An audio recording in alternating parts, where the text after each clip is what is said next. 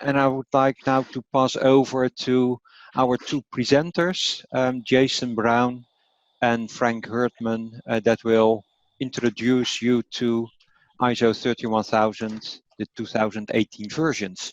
So it's up to you, Frank and Jason, to take us through your presentation. Thanks very much, Dick. We're going to talk through, we have an agenda that we're going to cover, and there will be time for questions at the end.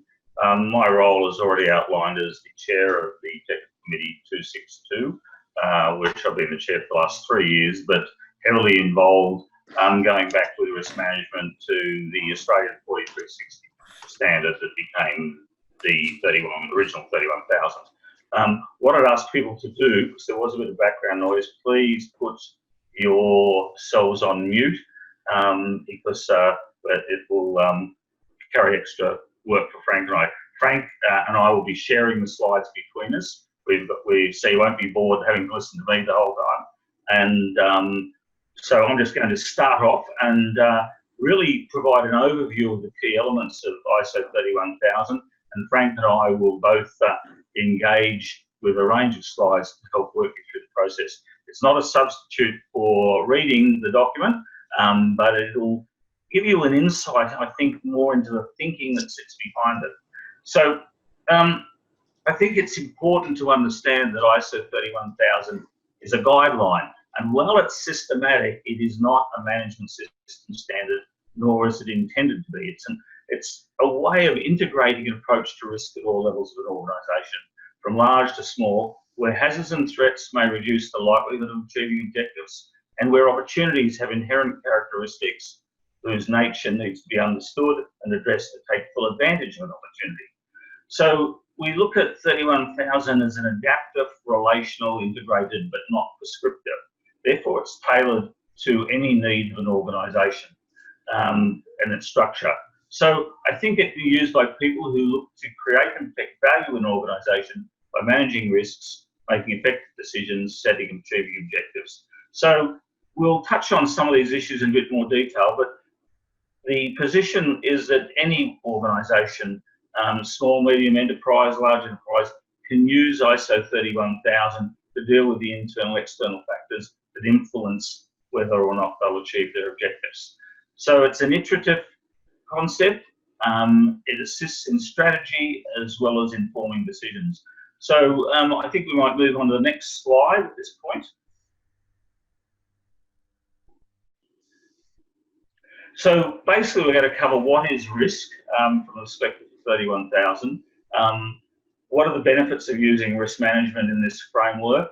And there are other standards that use risk as a construct, but we'll particularly focus on 31000 structure, and we'll look up key elements of the principles framework process. So, as I mentioned earlier, organisations of all types and sizes face internal and external factors that may impact on their objectives. And so we've looked at these principles, framework and processes that are outlined in ISO 31000 as some of the core components that will help you manage risk effectively, efficiently and consistently. I mentioned already that it's an iterative concept, so it's a continuous feedback loop at every element of it, not at the end of the cycle, but throughout the cycle. As new information changes, as circumstances changes, it is a continual iterative process. We're ahead of ourselves, Frank. Go back one. We're still on number 2, I think. Yep. Back to number 2, please, Frank. That's it. Okay. So what we're going to look at really is how these factors integrate in an organisation, issues of leadership at all levels, decision making at all levels. So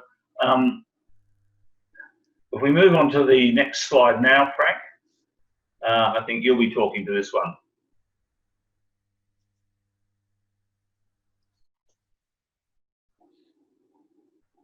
Can't hear you, Frank. Frank, you're still on. You're still on mute. You need to. I just thought I was on mute. Sorry. So we decided to start by talking about what is risk, and we do not really want to make it in the all broad manner, because this will be an exhaustive element for the rest of the day, but we just want to talk about some definitions. And we decided that it might be nice to show you the definition that COSO is currently using, and to talk about 3 of the 40-something definitions of ISO. They are quite close to each other, you will see. It's the possibility of events that will occur and affect the achievement of strategy and objectives. It's the combination of the occurrence of harm and the severity of harm, Guide 51. And it's the, of course, the ISO 31000 definition, effect of uncertainty on objectives, and the effect of uncertainty in the current Annex SL Appendix 2 version. So, except for the second definition, which might look a little bit different from the other 3, they are very close to each other, and the differences are not too large. Now, you all know that there's a international workshop agreement under drafting, and we put on here the some wording of the latest draft, which was circulated in March this year. In this, there is a passage saying intended outcomes and objectives can be used interchangeably. This is to explain why the definition as it is in ISO 31000 is not really a problem when used in the context of a management system. And then it says in another, some other lines, a combination of the occurrence of harm and the severity of harm can be considered to be included in the broader definition of risk in 3.1 of ISO 31000, which is simply saying, well, the definition in Guide 51 is included in the definition of ISO 31000, and ISO 31000 is flexible enough to, if you only address part of what is defined. Now, the next slide is talking about what risk management is. Actually, the next 2 slides are talking about it. And what we want to make clear that for the 31000 community, risk management has always been there and will always be there, and is a question of common sense. Mankind has been successful as it has acquired the ability to manage risk. For example, a decision to run away from a predator or to fight an attacking predator. This decision is risk management. It's a simple task, and we hope to make it clear that it is a simple task and not something very formally. And it is something that anybody in an organization who is in the leadership of an organization will consider when he wants to keep his organization resilient and successful. Jason? Thanks, Frank. Yep. What I know this metaphor of crossing the road has actually been used in a number of standards, but we picked this one deliberately. It's a simple objective to cross the road. There might be supplementary objectives to meet a friend, to go to a restaurant, but you generally cross the road to get to the other side, to continue a journey, see something that's over there, meet someone. It might even be crossing the road to avoid someone on your side that you don't want to see. So there might be lots of reasons for crossing the road to meet an objective.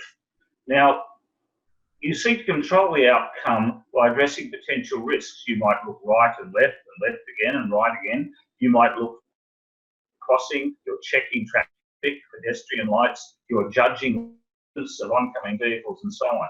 This is putting in an assessment of what controls may assist you to have a positive outcome and not a negative one. But there's always areas of uncertainty. A criminal pursued by police might drive through the traffic lights, a truck braking failure, or lack of attention to crossing. Nevertheless, you accept some degrees of uncertainty for these things as you believe the probability of the occurrence is low enough for you to be safe and achieve your objectives. The opportunity may be a long break in traffic, a pedestrian walkway, a traffic bump or karma. A hazard may be a speeding traffic or rough surfaces. So essentially, you know your objective to cross the road, and you may have supplementary objectives. You have knowledge of relevant opportunities, success and potential hazards. You choose some controls, and you accept the level of risk for the hazards that seem to be low probability. Very simple risk model, but you've actually applied many of the processes that are in the framework and process of 31,000. So I might go to the next slide, Frank.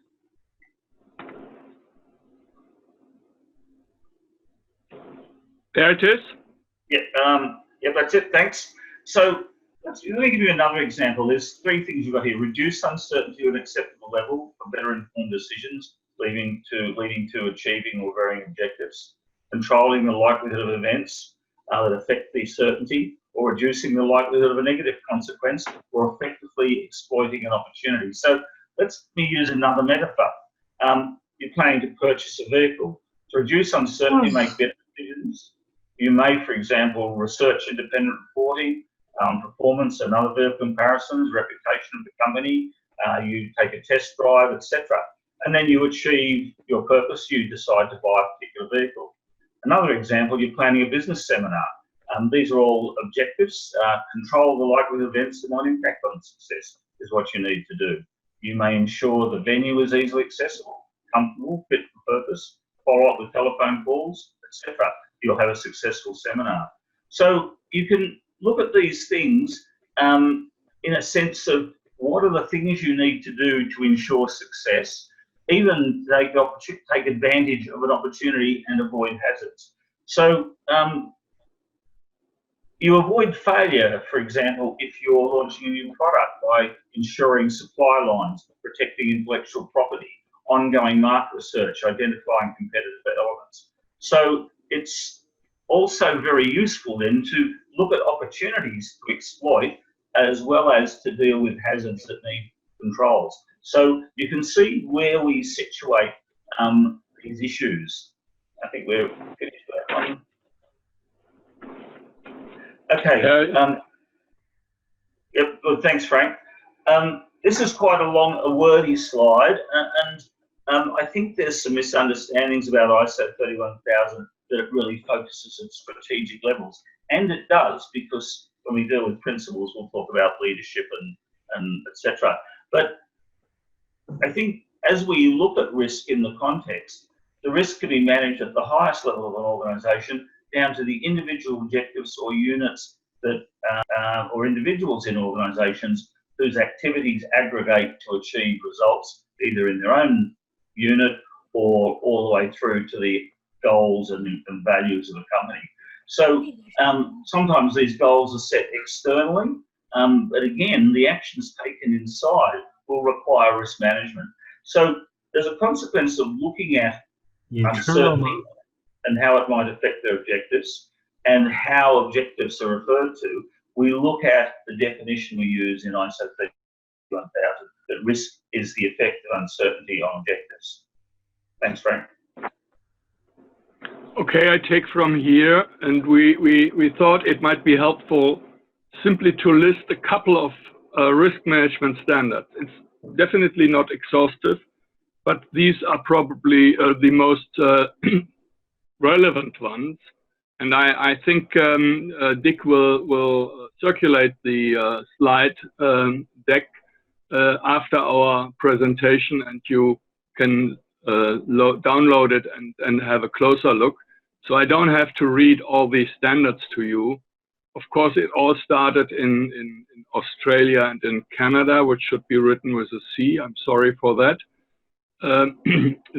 With UK following, COSO in the United States following, ONR in Austria, and finally 2009 ISO 31000, which has now been updated and, by the way, adopted also as a DIN ISO standard in Germany. The next slide shows you the version, an overview of the version of 2009 and 2018. People say, well, 2009 was so clear and nice. We had the three-pillar structure with principles, framework, and process. And our answer is yes, and the 2018 version is at least as clear and nice because it has the three-pillar structure with principles, framework, and process, only that the relationship between those three items are visible now, and you look top-down or bottom-up, whatever you like, onto the pillars. So going from there, I think we now start explaining the content of ISO 31000. Jason? So we've talked before about principles, framework, and process. Those who are familiar with any of the standards will know we address principle first. So we deliberately chose a circular representation of standards to indicate that there was actually a relationship between framework and process, particularly guided by principles, hence the arrows and the circular function. And I mentioned earlier that this was an iterative process. So principles are the required elements for effective and efficient risk management, and these are recommendations for the principles that should be adhered to. The framework is about how you integrate it with the organisation, and the process is actually the steps you go through. And you'll see in the diagram in the bottom right-hand corner, as you're facing the slide, the arrows going around the circle. We didn't want to make it too busy in the illustration, but if you read into the text, you realise that at any point, as new information comes to pass, you can go back to any relevant point in the process. For example, if context changes or the external environment some other way changes, you can readdress it. So ultimately, framework and process elements are guided by the applications of the principles, which ensures that leadership looks at these issues of value, integration, quality, cultural factors, and the dynamic aspects of the operating environment of the organisation. Now we start with principles. We believe that the principles show the concepts of risk management, and the core concept of ISO 31000 is that the purpose of risk management is the creation and protection of value. And you see value creation and protection in the center of the circle. This is for us when we drafted the new version of 31000 in TC 262 was the most important message, and I think this makes it very compatible with any management system standard. Around this core concept, 8 concepts communicate the value of risk management, explaining its intention and purpose, and they are the foundation for managing risk around the creation and protection of value. So in this context, ISO 31000 deviates from its normal language. It uses normally guidance language saying the user should do something.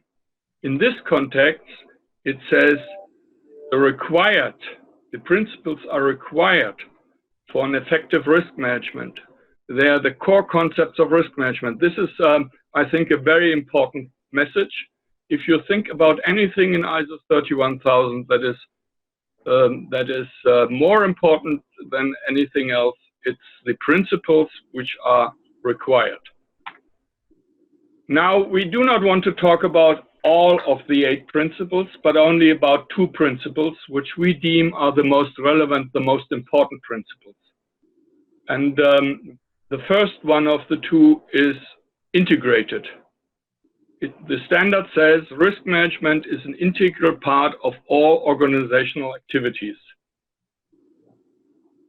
What does this mean? This means in effect that risk management has something to do with everyone in the organization. Each employee, from top management down to whatever is the least paid individual, which might be a helper or something. Or we used here the example of a cleaning worker. The cleaning worker will do risk management. He might think it is useful to use more than one detergent, more than one cleaning chemical. Well, he better make some risk management and make sure that those two substances are compatible to each other and strengthen each other and are not producing any harm. For example, I think Jason, you looked it up. It's bleach and ammonia, isn't it? That makes poison gases. So the cleaning worker who's cleaning the kitchen, a toilet, or anything, he will have to do risk management as well as the top management does. The other principle we want to talk about is customized, is principle C. We think this is essential for ISO 31000 and for the success of ISO 31000. Because if you would not be allowed to customize your risk management, you would probably not be able to do risk management in small and medium-sized companies. But as you are, it is a standard that can be used by any organization. And by the way, you can, when customizing your risk management, you will also be able to decide whether you want a more formal or a less formal risk management process. You're free to customize your framework and processes. They have to be proportionate to the organization's external and internal context related to its objectives. All of this shouldn't be very strange to somebody who is in standardization. And the customization is repeated in the standard in another place, in clause 5.1, which is part of framework, which expressly says the components and the way they work together should be customized to the needs of the organization. So this is the second very important principle. Jason. Thanks, Frank.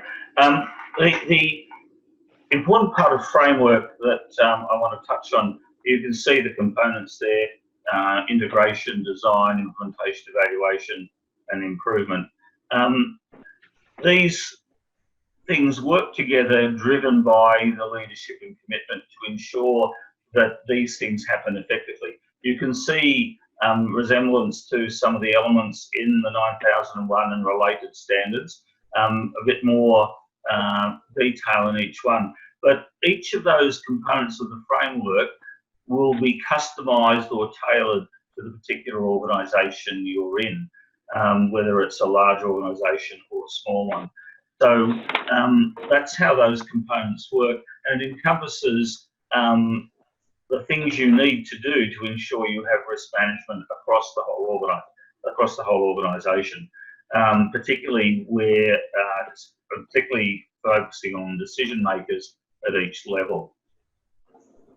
So we can move on to the next one.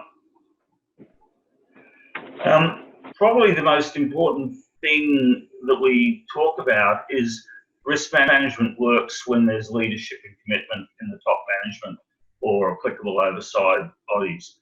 And so there, it's at leadership level where the level of customisation and implementation needs to be considered, driven by a policy position that addresses risk throughout the whole organisation, not at any one particular point, but risk should be systemic And importantly, it's about allocating resources, assigning authority, etc. And really, in many ways, it's a governance issue, that the management structures translate the directions of governance into strategies, objectives at each level to sustain performance and maintain viability. So I think that the thing that's important in this is that we're looking at how risk is addressed in decision making and how the certainty of decisions enhancing objectives is affected by managing risk.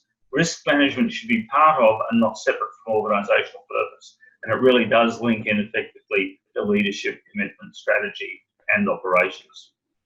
Thanks, Frank. Jason, I already switched to the next slide because you were talking about so I'll talk about integration, the next stock point particularly. Everyone takes decisions in their workplace or in their social life which have consequence, which may be well-informed or less well-informed, and every day they take risk. But in an organisational context, everyone has a responsibility for managing risk relevant to the objectives that they're responsible for. We've said already that this can be a dynamic situation and it needs to be iterative because external and internal circumstances can change through a whole range of issues. Competitors, changing climate, anything may affect the decision-making framework of an organisation.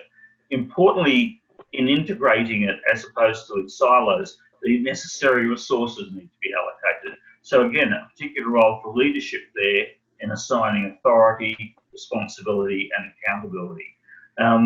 It's really important that risks be considered when setting organisation objectives, and the principles facing those in the organisation in pursuit of those objectives are sort of brought together in this framework and the principles section.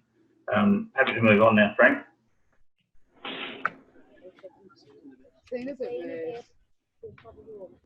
Oh, I hear someone chatting in the background. So design. The design issue is a really important one. How does it work within the design of your organisation? Organisations have many structures. Some have all sorts of committees, boards, review committees, etc. Others are managed by a small group of people who work under a single director. So the context of the organisation is important in determining how risks will be managed. And importantly then, that the issues of what you're trying to achieve as a risk management objective and integrating it in your organisation and design is important. I've already mentioned assigning roles and authorities and responsibilities, and particularly being able to see who is accountable as a consequence of making decisions. The thing that makes it all work, of course, like any system, is that there's communication and consultation with all those who are involved in processes of sustaining and supporting an organisation. So in integrating risk into the design, the mission, vision and values, the organisational structures, strategies, objectives, policies, culture, the standards that are being used, models of the organisation, information systems, contractual relationships, and so on, all need to be considered how risk and risk management will work within the design of the organisational structures and processes. Thanks, Ray.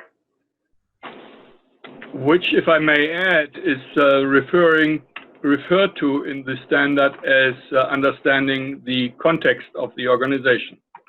Yep.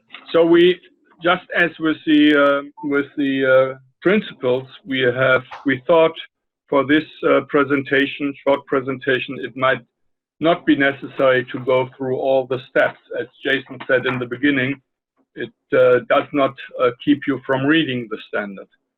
So we want to jump now to process, which is a very important part of ISO 31000. You can see here the figure 4 of the standards, which shows the process, and you will see that it is not very much different from what it was before.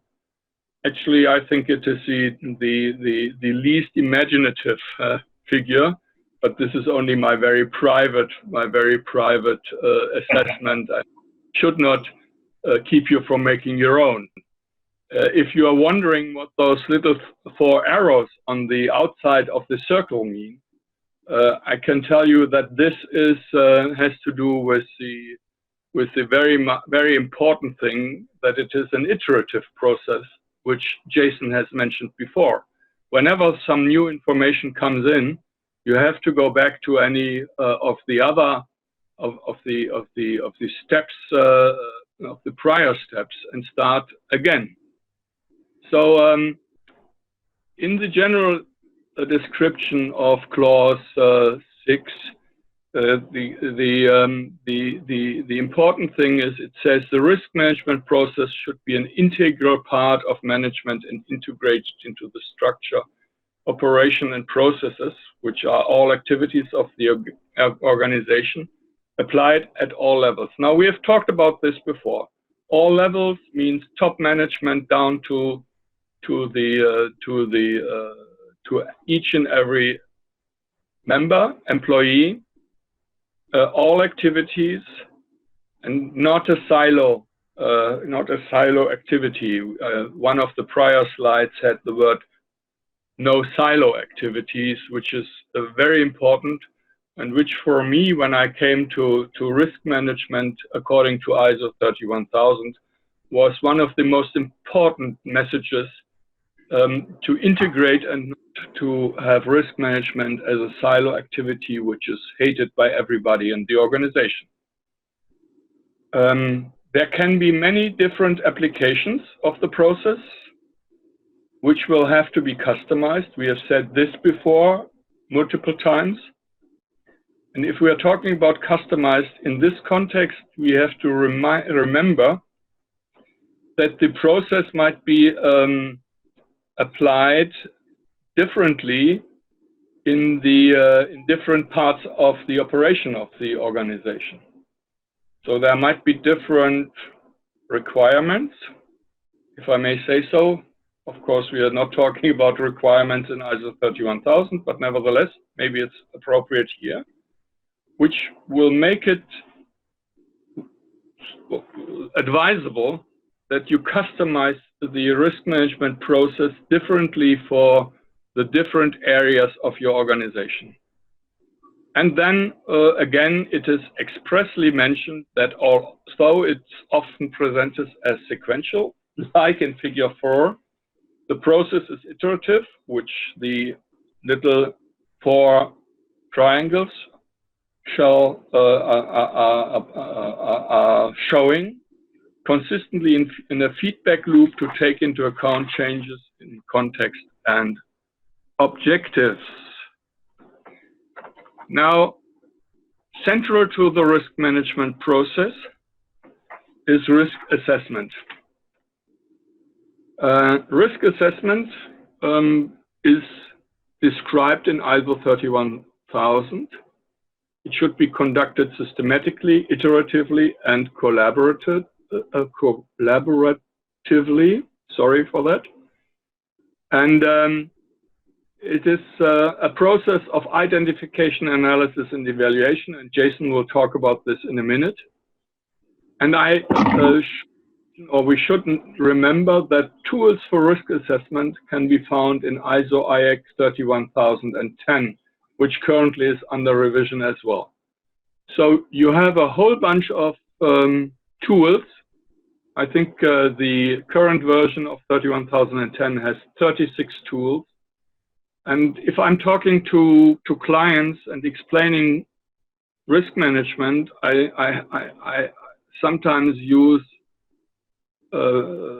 more liberal wording and tell them, look, have a look at 31010 like a Reader's Digest of risk management tools. They are briefly explained, 2-3 pages for each tool. You can check and decide whether it's useful for you, and then you go into more detail into the tool you want to use. Now, going from here, we will have a look at the process of risk assessment, risk identification, analysis, and evaluation, Jason. Thanks, Frank. Risk identification is critical, and it's often an area where people fall down. A risk that's not identified as in the bottom line, the biggest risk is not to consider the risks. So finding, recognising, describing risks is very, very important. They may help or prevent an organisation achieve its objectives. It's really important to have appropriate and up-to-date information, and this is when we talk about we live in a pretty volatile world these days with a high degree of both uncertainty and ambiguity in a lot of the information you get. So being able to understand and identify a risk with relevant information to the degree that you're able to take a well-informed decision is critical. So if you haven't identified the risk, you can't analyse it, evaluate it, and you certainly can't identify the treatments that are needed. So I think it's really important that there's multiple sources of potential hazards, and there may be opportunities that you haven't identified that you can take advantage of. So understanding the risks to your objectives is absolutely critical. You start by identifying them, because until they're identified, you're not in a position to take any actions to treat these risks. Thanks, Frank. Yeah, it is. Right. So risk analysis, this is something you can talk about for a very long time. As Frank said, we have the ISO 31010, which is in the FDIS stage at the moment. There's an earlier version, of course, which has a whole range of analytical methodologies, ranging from those that are numerically based through to semi-quantitative and quantitative measures. The important thing in the analysis is to understand the degree of uncertainty that you have, the change in likelihood as a consequence of that, and the more complex the issue, the more things you're going to need to consider in that analysis and the resources you have to do it. So a high degree of uncertainty can be difficult to quantify, and therefore you need to do a different style of planning, such as scenario modelling, to consider what the risks might be. So at the end of the day, risk analysis is an input into your evaluation on whether a decision, whether a risk needs to be treated and how, and whether the most appropriate risk treatment strategies are. If I go to the next one, Frank, you happy? There it is. Yep, thank you. Risk evaluation. As you've got your results of risk analysis and you decided on some risk criteria that you will use to support your judgments for action, you have a number of decisions. You can do nothing to deal with the perceived risk. You can seek more information. You consider various treatment options. You can do just collect more information. Maintain existing controls. You think that's good enough.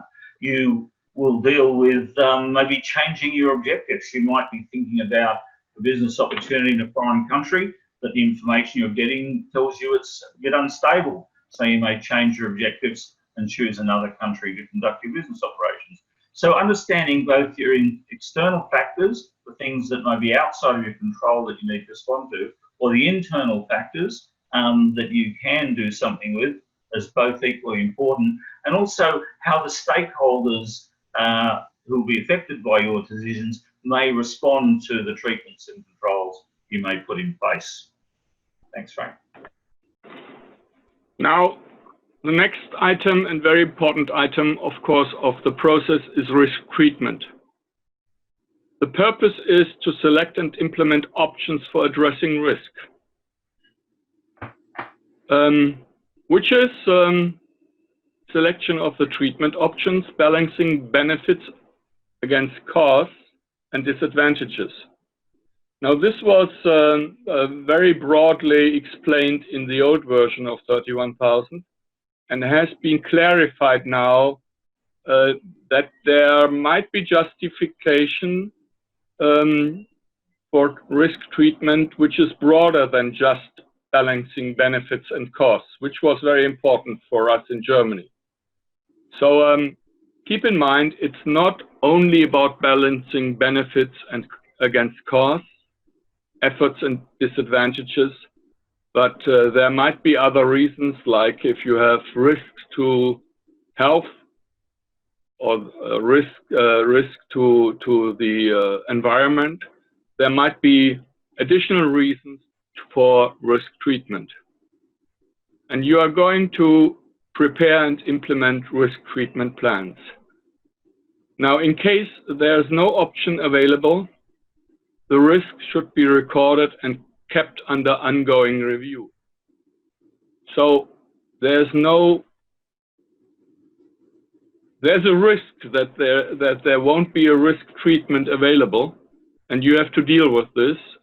And right now, the only idea we came up with that it should be recorded and kept under ongoing review, which is much better to what has been said in the early 70s, at least in Germany, where it was advised, well, you should keep your decisions flexible because you never know what risk will hit you. So I think we have progressed quite a bit since then, having some sort of a guidance on how to treat risk, how to deal with risk, how to manage risk. Even so, I usually say, well, you will never manage risk. You better make sure that risk doesn't manage you. So you have to be careful with the wording. But at this, I would like to end our short presentation, because we thought we would not be able to make you all to the perfect, educate you to be the perfect risk managers today in this short presentation. And therefore we restricted ourselves to what we thought were the highlights of 31,000. And the important message I would like to give, and maybe Jason wants to add something after that, is what I said before when I was talking about the principles. First of all, integrate your risk management into all your activities, which means integrate it into your management system, which will be much easier if the management system standards have a look at how to do this. And the other thing is customize it so that you don't have to be afraid about risk management. You don't need, even if you apply ISO 31000, you don't need a very formal risk management. This is not the message of ISO 31000. The message of ISO 31000 is it has to be customized to the needs and the resources of your organization. Thank you very much, and I think I'll give it back. Oh, Jason, you want to add something as is important? I think that sums it up nicely, Frank. As someone who we manage risk when we're just doing our meetings for TC 262, I'm sure everyone who goes to a meeting will be managing risks. And I've worked in a number of organisations, and while the framework and principles and processes are followed, the way it actually works and is integrated was absolutely dependent on the type and nature of the organisation, size and structure. So I think you said it's a very open system, and it's an adaptive system, and it's not prescriptive. It's something you can build into just about any organisation in order to consider how your decisions can be best supported to achieve your objectives. Okay, great. I think well, thank you very much